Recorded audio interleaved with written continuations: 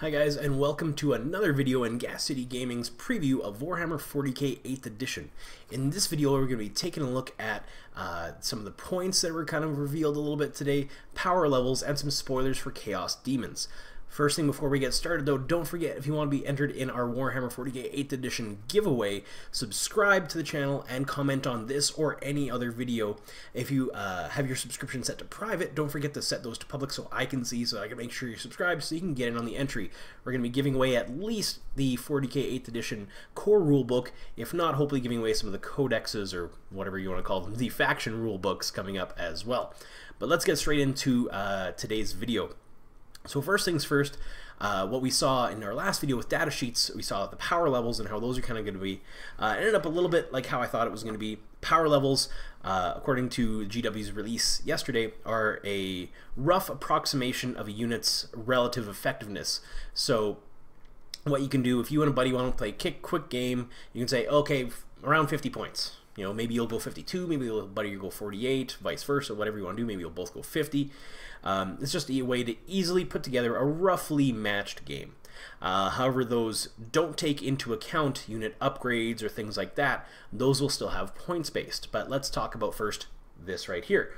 One thing that for narrative play, for example, if you're playing our ambush mission type right here on the left side of your screen, it's whoever has, according to GW, their release, if you play the ambush mission, the side with the highest power level will be the attacker, where the side with the lower power level will have the objective, the need to have some units escape in order to win the mission. That's what they'll be trying to do, is have some units escape the battlefield. It looks like, according to the map, straight through the attacker's deployment zone, or probably just to the edges of the table. So we'll have a quick look at that here. Our defender's deployment zone, it's kind of like a big letter, capital letter D if you look at it. So our defender's deployment zone hits the left edge of the table for 12 inch. So we're talking height-wise, just as landscape view, if you will, if you're holding your piece of paper, landscape view. So defender's deployment zone is 12 inches tall, as well with, it looks like, around 36 inches wide. They don't give us the exact measurement of it, but that's kind of what it looks like. Then outside of that, you have a 12-inch tall on either side, so you're 12 inches directly in the center of the table and 36 inches out into the center. 12-inch buffer on either side, above and below your deployment zone, and an 18-inch buffer to the right of your deployment zone. The remaining 6 inches on the top and bottom, as well as it looks like another 18 inches on the far right of the table, are all the attacker's deployment zone. So they'll be able to deploy all around you, surround you, but your objective is to break through, hopefully, and escape the ambush, from what it appears to be anyway, based on the deployment map that they spoil. From there, though, we get into a little bit of some of the points cost. Now, I looked up, according to my resources, we're going to compare these points costs that they talk about for Space Marines to the 7th edition cost that they have for Space Marines. So, they did say that one tactical Marine, so you'll have your basic unit of 5 to start with, and you can expand that. Your extra tactical Marines cost 13 points.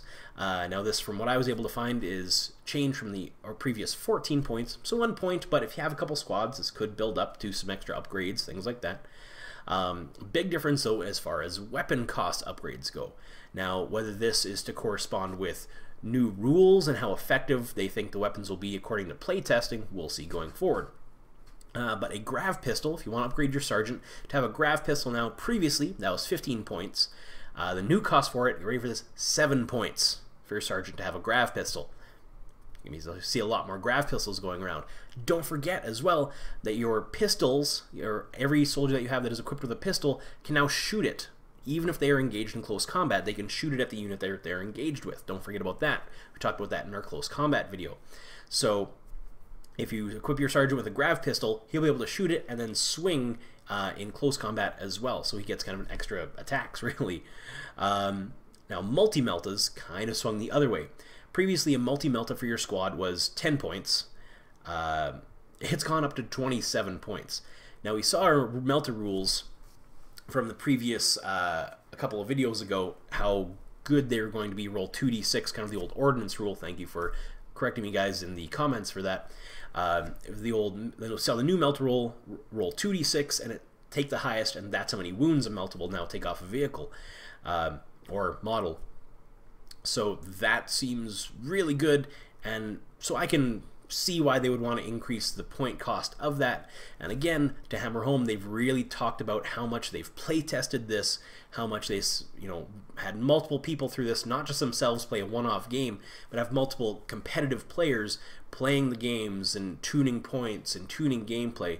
They've been play testing this for quite a while, so I feel like these points values are hopefully going to be right in there. But we'll talk a little bit later about something they mentioned that will bring us even a little more hope as far as this goes. If you don't think that's necessarily fair or balanced, we'll see. But again, we're talking about balanced in 40k, which we all know how well that goes. So what they did say is a full squad will total to a similar point value of today. I'm going to take that to give, within 10% above or below of where your average kind of tactical squad would come in at today, is that we're within 10% of that. So another thing they did say, again, their game's going to be faster. You're going to be able to play more 40k against more armies, more variation. Again, the more you can play of a game you love, the better, in my opinion. They did say it will take a couple hours. That was pulled right from the article. A couple hours for a 2,000-point game. This is way down from their previous estimate of around 3 to 4 hours. So again, the more I can play of this game I love, the better it is, in my opinion, right? And now, one thing that they have talked about as well, if you've played Age of Sigmar, you'll be familiar with this rule. All of the points that you've had, sorry, if you're playing a summoning army, for example, not the points, you will have to set aside points for what you want to summon. So if you've ever played against a summoning demon list before, oh my goodness, last time I played against one, it was just, you get engaged with what you can, you shoot what you can, but they're just bringing more units on, 2 or 3 units every turn of free models. So eventually your 1,500 points are fighting against 2,500 points of demons, and you just lose due to attrition at that point. Like, I was playing Necrons at the time, and even with them, this was back when they had their 5th edition codex, you just lose due to attrition from that point. It's just got ridiculous. Not that demons are one of my favorite armies, but like that kind of imbalance is not necessarily a good thing. It's good for the army. The army is super powerful because of that, but just not fun, right? Again, fun if you're doing it, but if you're on the other side or watching it, you just don't feel good necessarily. So going forward, all of your summoning points will have to be included in your army list. So how that will work, though, you don't have to say what you're going to summon. You don't have to say, okay, I'm going to set X amount of points for a unit of 10 demonettes. You don't have to do that. You can say, if we're playing our 2,000-point game that's going to take us 2 hours, I'm going to build my army list with 1,500 points, then I'm going to leave 500 for summoning, and just leave it there. Then at any point in the game, you can say, if I need, okay, there's some armor over there I'm having trouble dealing with, you can summon in something that's anti-armor. You can summon in something that's anti-infantry if that's what you need. You can decide when, where, and what you summon.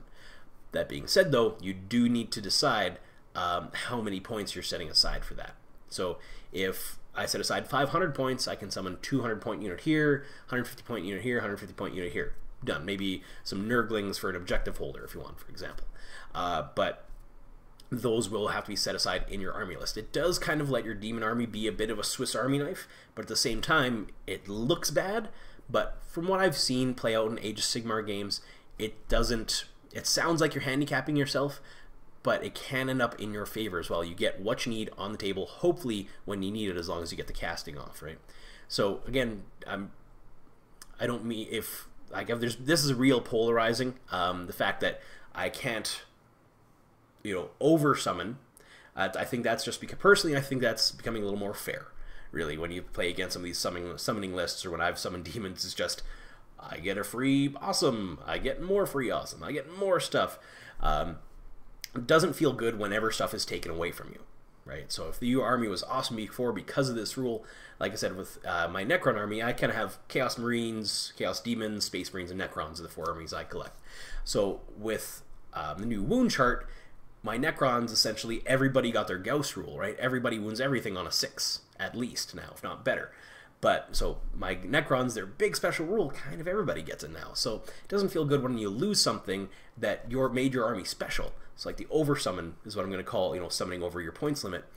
But I think this is just to help things become a little more balanced, a little bit less, whether it's at tournaments or you're just playing a casual game in a buddy's basement.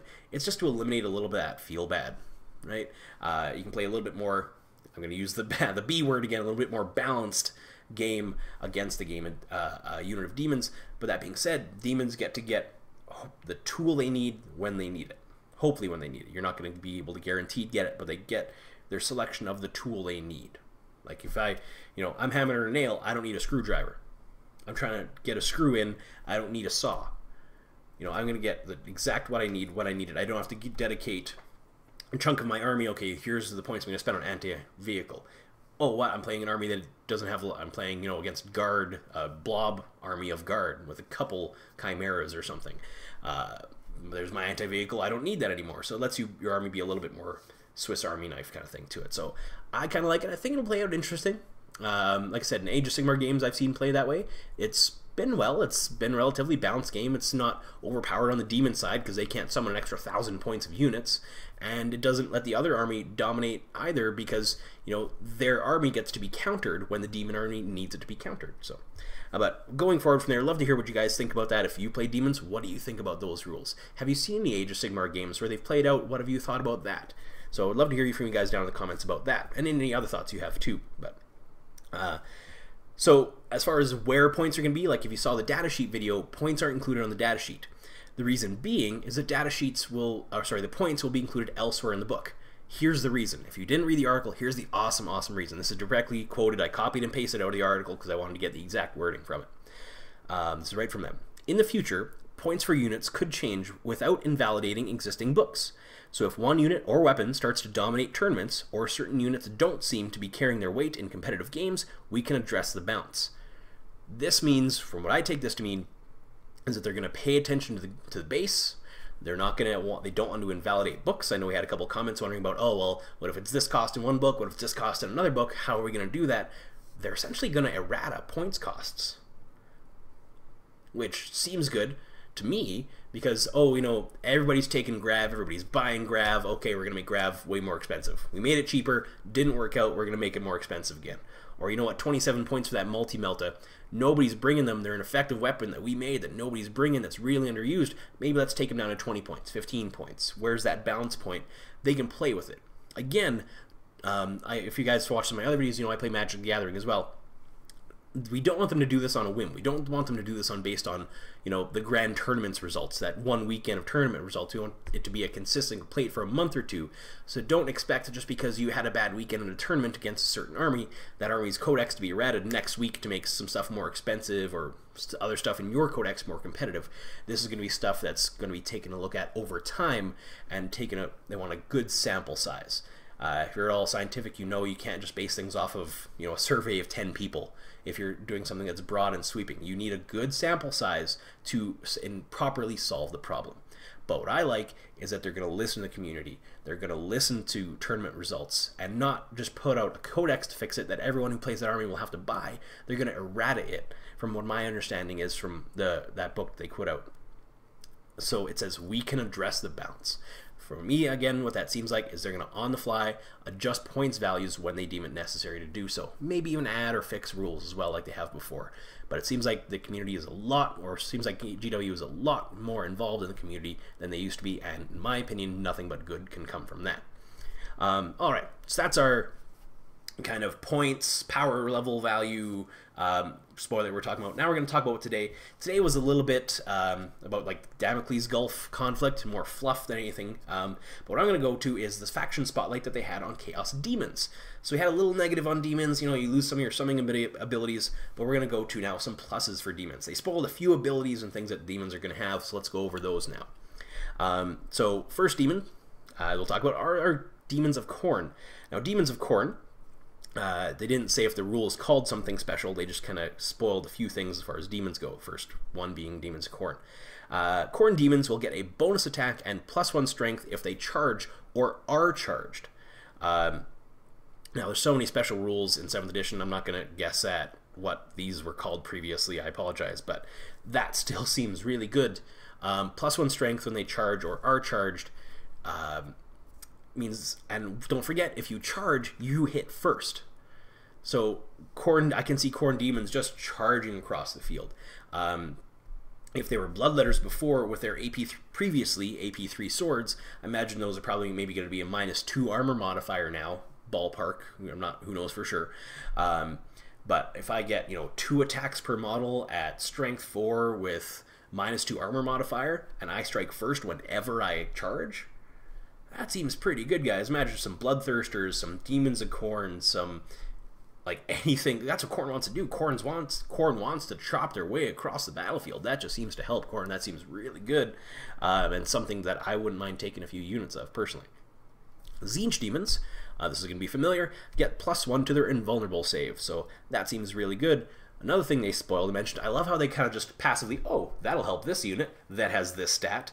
So Tzeentch Demons get +1 to their invuln save, which will give a Lord of Change a 4+ invuln saves, which will make it really resilient as it has 16 wounds. For our Lord of Change, there you go, we got a stat line for a Lord of Change, well, part of our stat line for a Lord of Change now.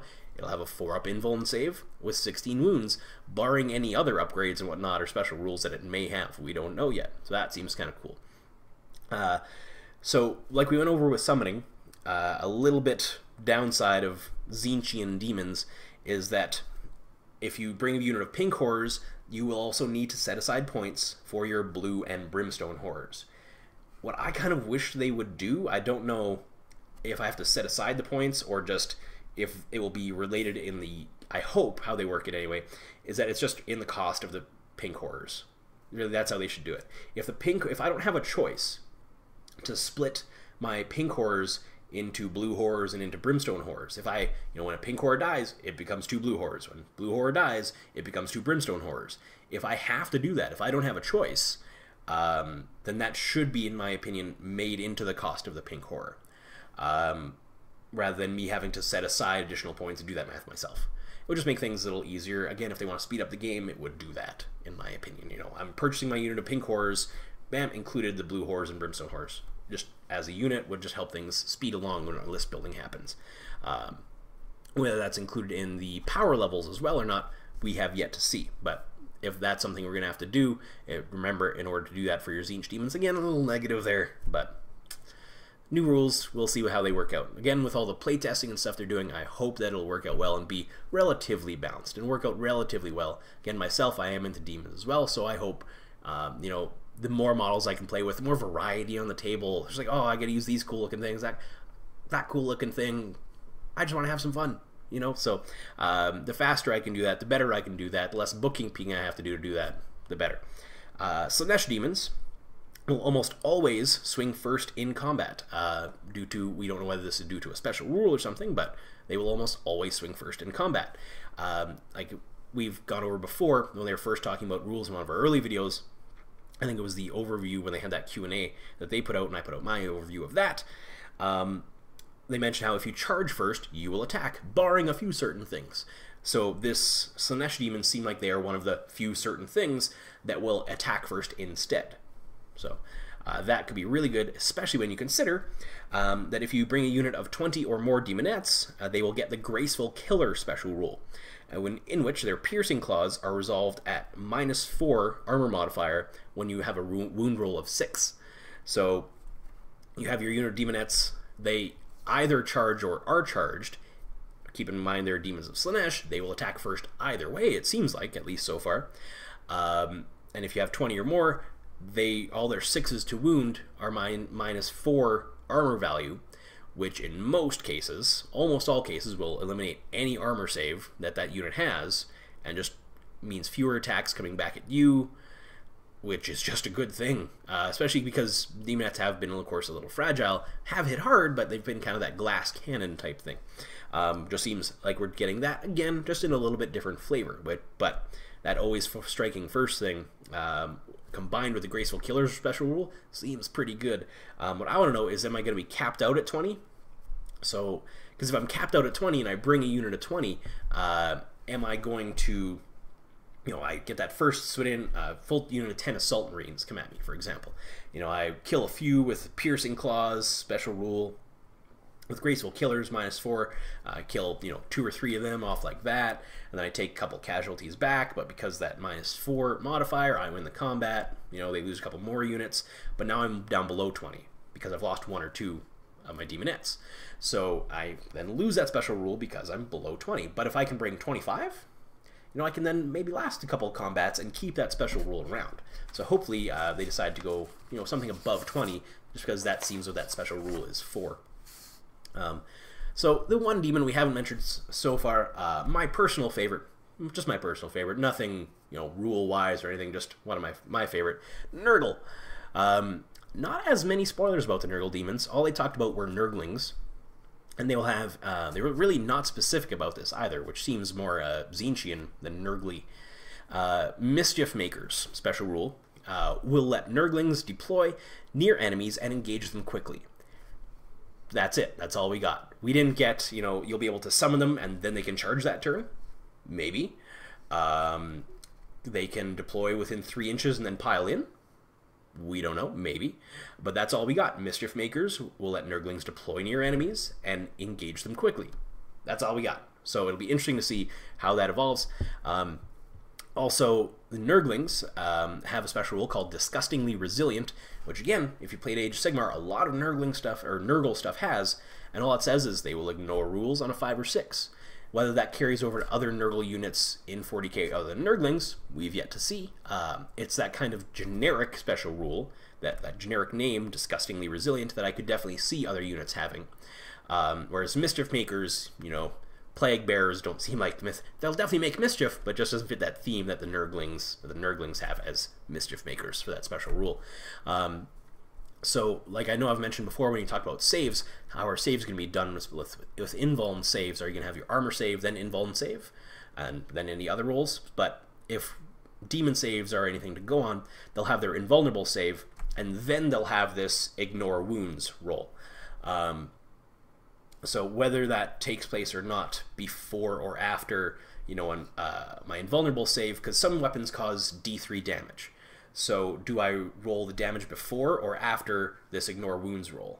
I feel like I ignore it before, because we have to decide, okay, I suffer 1 wound and it does X damage. So if I ignore a wound, I would ignore all of that damage that happens. So, you know, I do my 5-up invuln, okay, failed that. Okay, I roll my ignore wounds, save, roll, whatever you want to call that. I roll my ignore wounds. Oh, rolled a 6. I ignore that single wound that would have done D3 damage. But we didn't roll for that D3 because we didn't have to, because I ignored the wound in the first place. Right? Makes sense to me. But well, so does a lot of stuff that's not in the game. But anyway, that's all I got for you guys for today.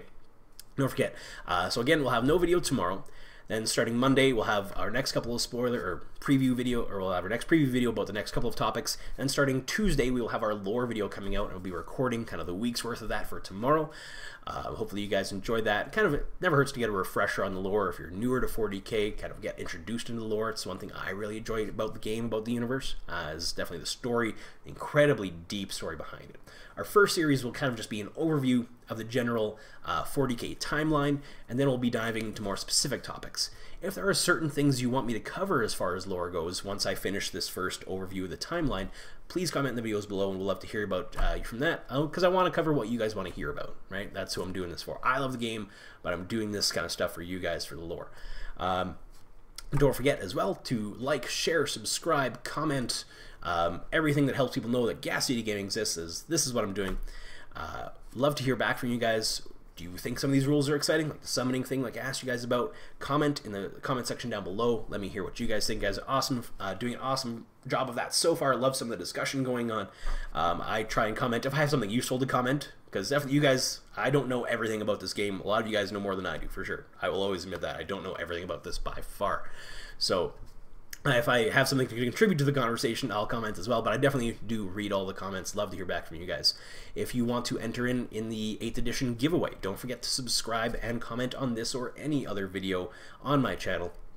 If you want to comment on the 40k videos, not the magic video if you want, and on the 40k draw. Makes sense, right? But that's all I got for you guys today. Thanks so much for tuning in. Have an awesome rest of your day, and remember, the Emperor protects.